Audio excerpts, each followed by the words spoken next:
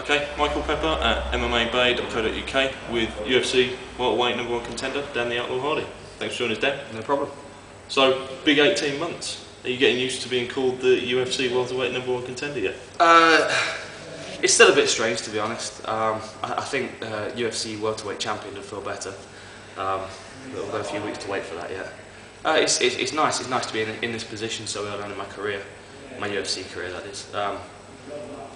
But it's just another fight at the end of the day. Okay, last saw you in action, UFC 105. Personally, I think it was your best performance to date. You seem to have an answer for everything for Mike Swick on the night. Can you tell us a little bit about the fight from your perspective? I should have knocked him out. There were a couple of opportunities where I should have really stepped in and finished the fight. A little bit disappointed with that, but you know, a win's a win at the end of the day, and another one to my record, and it set me up for a big fight. So I can't really complain about it too much. You know, Mike's a tough guy. I can't take anything away from him. He took some big shots and he hung in there till the end. I know he wants a rematch as well, and I'm sure at some point down the line, if he wins a few more fights, we'll meet again. But it was just a really enjoyable fight. I really enjoyed it. Okay, I think the fans have noticed a big improvement in your game since the first time they saw you in the octagon. What do you put the improvement down to over the 18 months? It's just work ethic, really. That's all it is, really. You know, as soon as I finish a fight, I have 2 or 3 days off, and then I'm back in the gym working on technical stuff.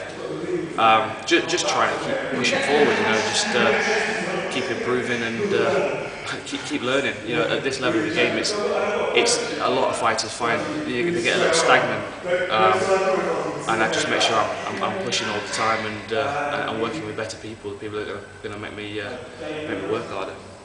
Okay, you're the first Brit to get a UFC title shot. How proud does that make you?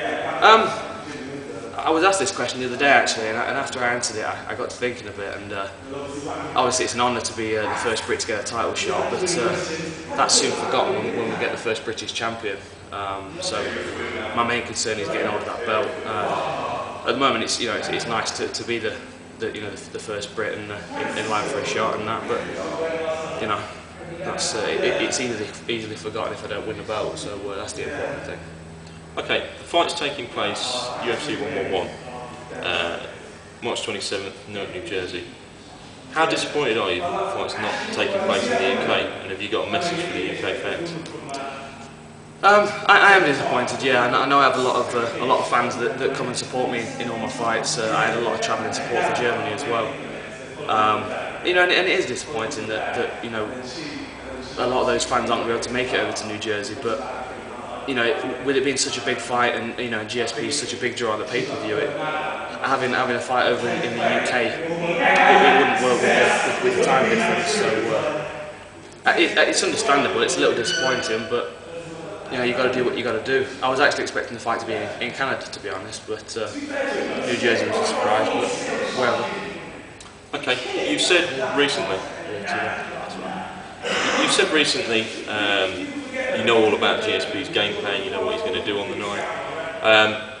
You know, what do you feel his game plan is, and how do you plan to counter it? It's obvious what my strengths are, and he knows that. You know, he's a well-rounded fighter. You know, with his main strength being his wrestling, and I'm very sure that he's not going to give me any time in the fight to try and apply my game plan, which is going to be to try and take his head off with a clean kick or a punch. You know, the smart fighter in him is going to want to put me up against the fence, put me on my back, and keep me there. And that's exactly what I'm expecting. That's what he's done in all of his fights, pretty much throughout his career. So it's going to be no surprise when he you know, as soon as the first bell rings, he shoots straight away. My intention is, you know, is just to keep it standing long enough to land the shots that I need, and you know, if it does hit the ground, get up as soon as I can and start landing again. Okay, are you concentrating a lot on takedown defence during your camp?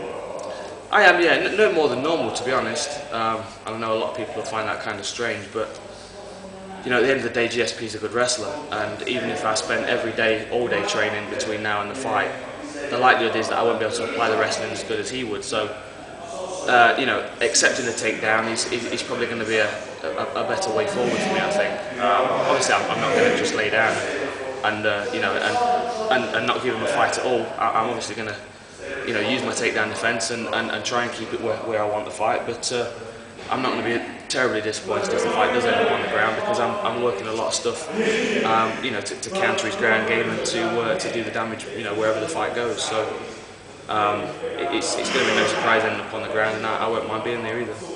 Okay, we've noticed a change in GSP's style ever since he lost the title to Max Serra. Do you think these days he's more cautious when it comes to standing and trading with people, and do you think that's a major concern going into the fight with someone like yourself? I certainly think he is more cautious since the Max Serra fight. Yeah, one thing GSP can't say is that he's stepped into fights against underdogs and won every fight, because the Max Serra fight he was meant to walk straight through it, and we all know what happened in that fight, and I think that did have an effect on him psychologically. And, he's going to know that I'm technically better striking than Max Serra, and that I'm taller and I've got a longer reach and I'm more powerful. So the threat that Max Serra posed to him, I pose a greater threat. He's got to be aware of that. That being said, he's a mixed martial artist at the end of the day, and if he feels like the best way to win the fight is to take it down, then that's what he's going to do. But he certainly is more cautious of the stand-up since that fight, and stepping into the octagon with me, I think he needs to be. Okay, recent comments this week from Jules St. Pierre's teammate Nate Marquardt, and also AKA fighter, and also your last opponent Mike Week. Both guys have come out and said you don't deserve the title shot. What are your thoughts on that? I can't really say anything against them, to be honest. I mean, that's their opinion and everyone's entitled to it. I probably can't say this, but opinions are like arseholes, everybody's got one. And their opinions are their own, and it's unfortunate that we disagree. At the end of the day, I don't want to see GSP fight the same guys over and over again. And I fought in a #1 contenders fight against Mike Swick, and I beat him. I'm sure that's a hard pill to swallow for him, seeing as he was in the same position at middleweight as well, when he was one fight off a title shot and lost to Okami. So it must be difficult for him, and I'm sure he's talking out of a little bit of resentment there, but I'm not really sure why Marquardt's saying that. As long as I don't curl up in a ball in my title shot, I won't be as bad as he did. So that's all I'm concerned about. Okay. It was also announced this week the UFC are going to sanction a primetime series to cover you and George St. Pierre in the build-up to the fight. What are your thoughts on that? How do you see the show panning out over 3 weeks? I think it's going to be interesting. I love watching those shows, and it's for all the boxing and the UFC build-up primetime shows. I always enjoy that insight into the training leading up to the fight, and it gets the fans a lot more involved in the main event. So I'm excited to be a part of it, and I'm thankful for the UFC for giving me this opportunity. Obviously, I'm the one that's got to make it entertaining, seeing as George St. Pierre will just probably be nice to me for the whole time he's on camera. So it's going to be a little boring, but I'm confident. I've got a few things to say, so I think it'll be an entertaining show. Okay, just switching tack for a minute or two. A couple of your roughhouse teammates burst onto the scene recently. First of all, what are your thoughts on how Ross Pearson's developing in the UFC? Ross looked awesome in his last fight. And he was at training on Thursday as well, and he looked really good. Even this early on, even this far out from his fight. So big things for Ross Pearson. He's got that work ethic and that natural ability in the sport. He's got that tenacity. He fights like a dog, and he's determined to keep improving, and that's exactly what ingredients you need to make a great fighter and a champion. I think he's got a long way to go in the sport. Okay, and also another man who's made a big splash recently, Paul Semtex-Daly. What are your thoughts on his impact on the welterweight division so far? It's great. Paul deserves all the success he gets. We've been training together for a long time, and in the early years when the UFC was just a pipe dream, we both struggled through training sessions and fights with the hope of finally getting there. And now we're both there, and we're both having some success. It's exciting. It feels like the hard work's paid off.